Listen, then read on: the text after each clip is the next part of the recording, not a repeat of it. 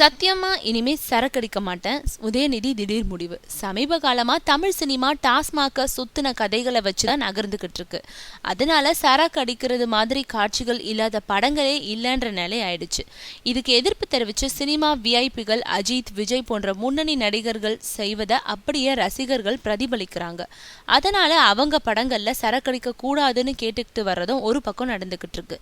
இந்த நிலையில தான் நாயகனா நடிச்ச முதல் படமான ஒரு கல் ஒரு கண்ணாடியில ஒரு காட்சியில சந்தானத்தோட இணைஞ்சு சரக்கடிப்பாரு உதயநிதி. ஆனா ரெண்டாவதா நடிச்ச இதிர் கதிர்வேலன் காதல் படத்துல இவர் சரக்கடிக்க மாட்டாரு. மாறா சந்தானத்துக்கு ஊத்தி கொடுக்கறது மாதிரி அருகில அமர்ந்திருப்பாரு.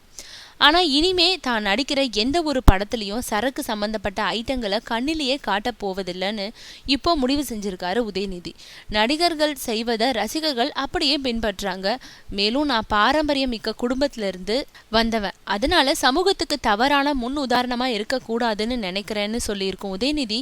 தன்னை வச்சு படம் இயக்க அடுத்தடுத்து கதை பண்ணியிருக்கோம் டைரக்டர்கள் கிட்ட இனிமே சத்தியமா சரக்கடிக்கிறது மாதிரி நடிக்க மாட்டேன், அதனால என் படங்கள்ல அந்த மாதிரி காட்சிகளை பண்ணாதீங்கன்னு கேட்டுக்கிட்டு இருக்காராம்.